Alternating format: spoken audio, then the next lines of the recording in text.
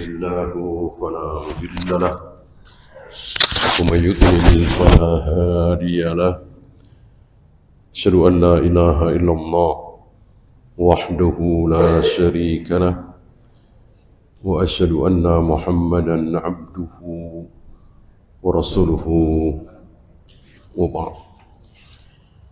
أيها الإخوة, ada istilah tadarruj. Kita sebagai manusia yang bukan nabi, bukan rasul, bukan ulama, tidak mungkin kita berada dalam satu keadaan langsung tinggi. Jangankan kita, para nabi, para rasul pun tadarruj. Kalau ada pertanyaan, samakah Rasulullah saat beliau menjadi nabi dengan 3 tahun berikutnya? Jawabnya, tidak sama. Tidak sama.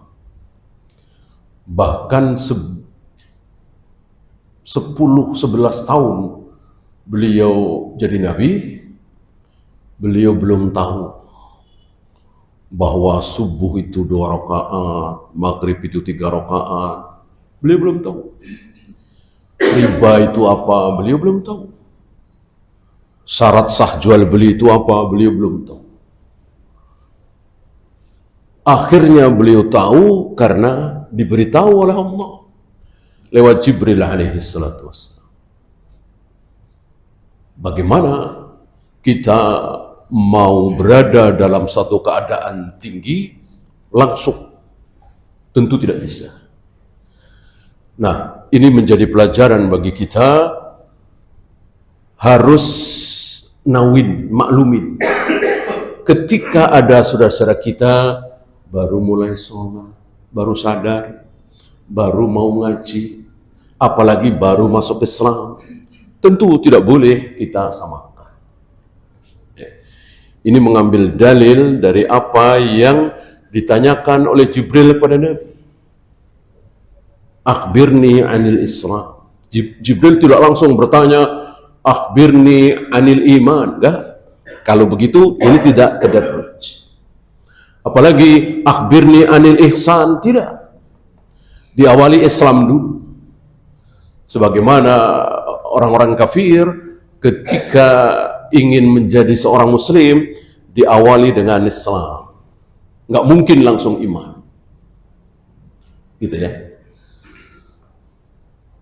Apa? Baca syahadat. Semua orang bisa. Karena boleh dituntun. Ya. Kalau Abu Jahal, Abu Lahab, kalau mau masuk Islam, ya tidak perlu dituntun.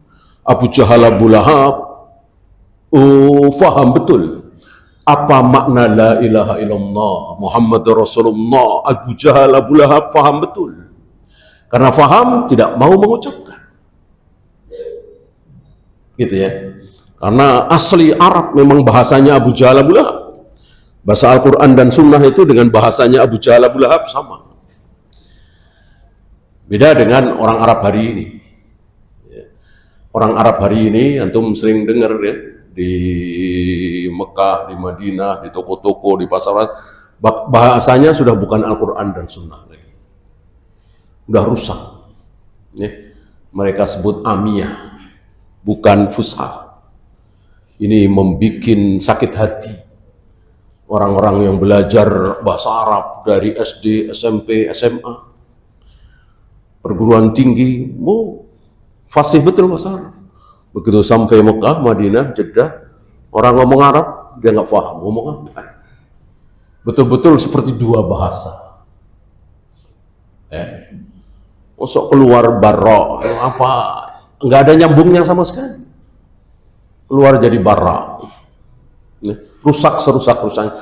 Disinilah para ulama prihatin, lebih khusus Syekh Utsaimin. Prihatin sekali. Dengan rusaknya bahasa Arab, dirusak oleh orang-orang Arab sendiri, tanpa sorof, tanpa nahwu. Nggak ada ini dibaca u apa a apa i, nggak dibahas.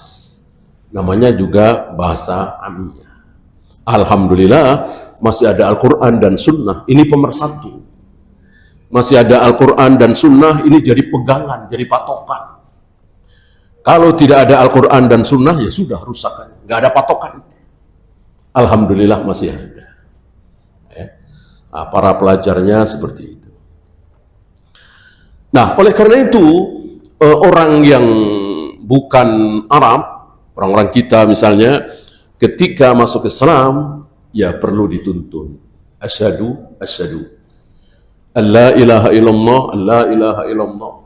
Barangkali sekata-sekata.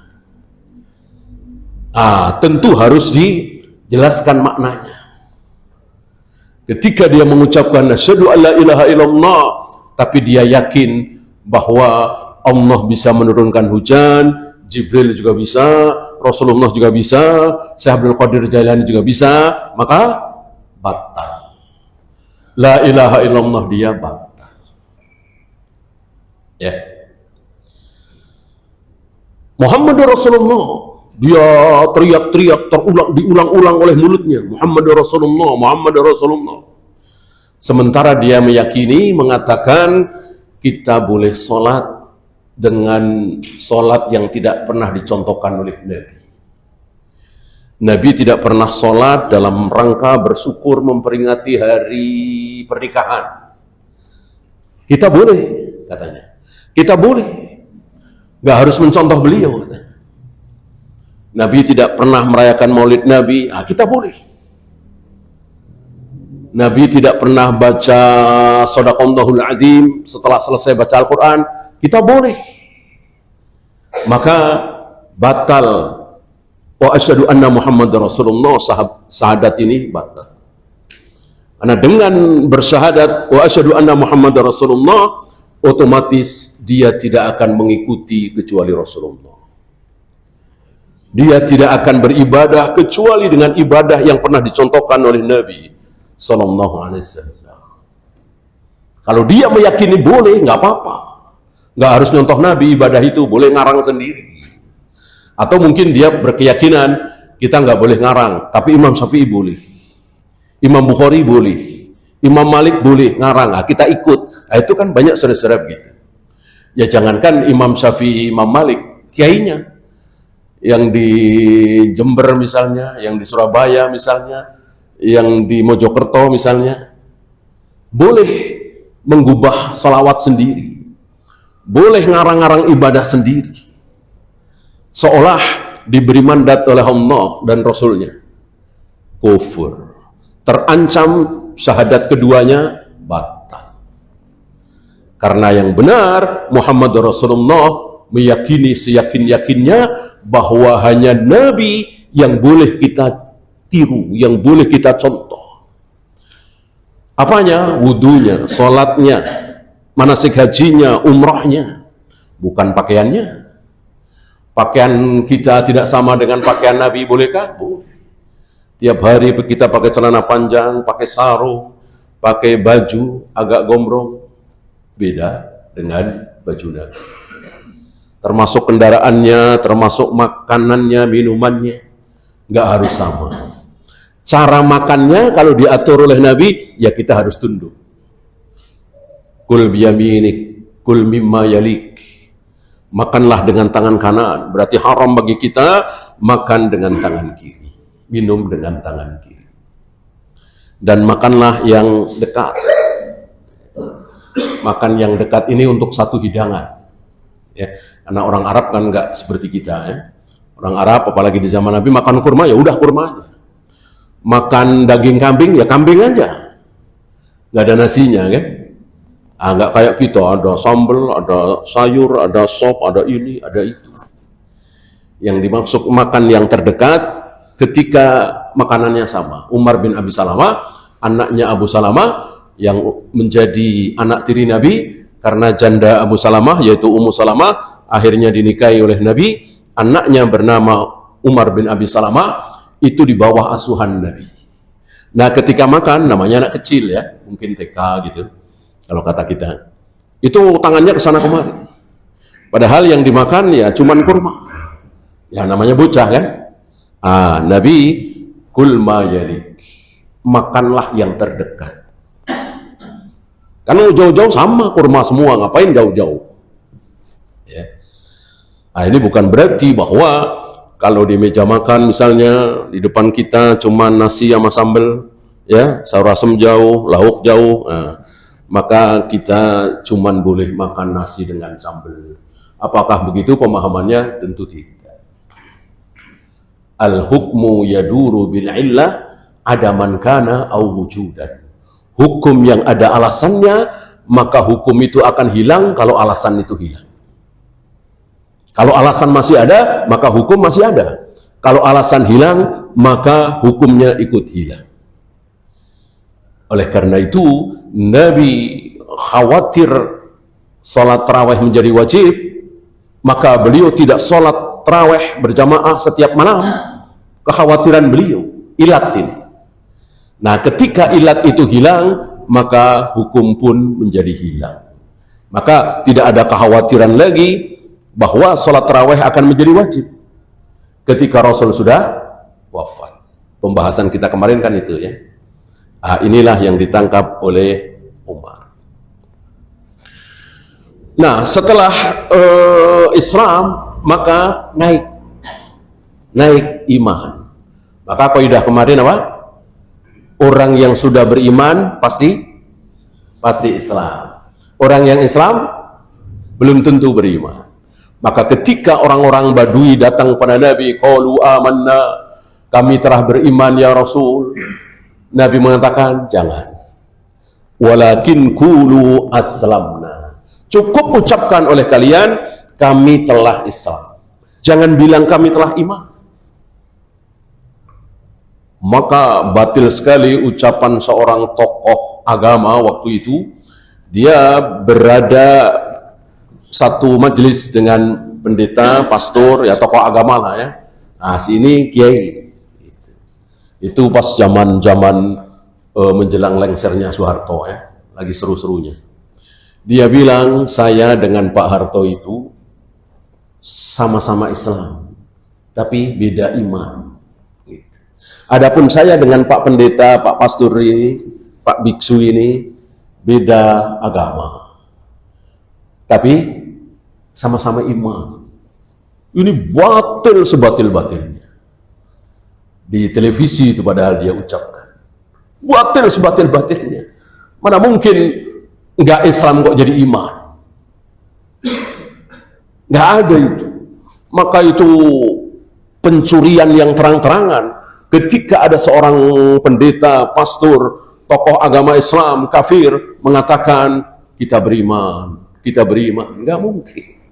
Untuk menjadi iman harus melewati Islam. Ketika Islam aja nggak mungkin iman. Tidak mungkin iman.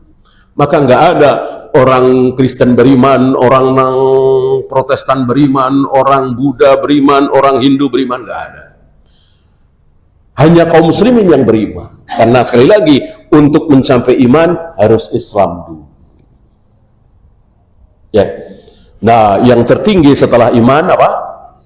Ihsan. Yang tertinggi setelah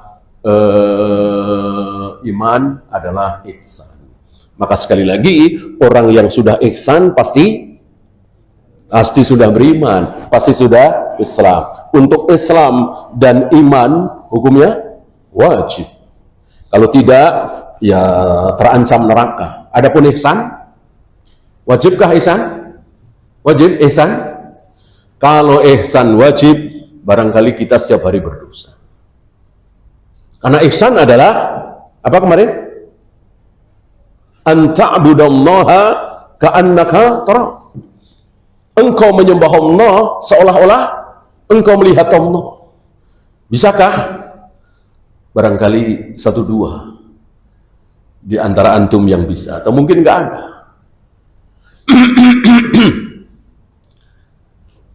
Fa in lam takun tarah, kalau engkau tidak bisa, fa innahu yara, maka yakinlah bahwa Allah sedang melihat engkau. Ini pun tidak mudah. Belum tentu kita bisa. Jadi kita sedang sholat, kita sedang saum, kita sedang tawaf, kita sedang sa'i, merasa sedang diawasi oleh Allah, ini mudah diucapkan. sulit dilakukan. Ya. Sementara kita sedang sholat, kita sedang sedekah, kita sedang bagi sembako, merasa sedang diawasi oleh Pak Lurah misalnya, Pak Camat misalnya, itu sering terjadi. Sering terjadi. Sholat atau puasa atau baca Al-Quran biasa aja. Begitu dia sadar bahwa sebelahnya ada calon mertua misalnya, atau ada Pak Lurah misalnya, merasa bahwa ibadah saya ini sedang diawasi oleh seseorang. Padahal harusnya ibadah kita sedang diawasi oleh Allah, dan itu tidak mudah. Karena tidak mudah, alhamdulillah tidak wajib. Ya, waktu kita sudah lewat, kita persiapan berbuka. Kita tutup. Subhanakallahumma bihamdika asyhadu an la ilaha illa anta astaghfiruka wa atubu ilaik. Assalamualaikum warahmatullahi wabarakatuh.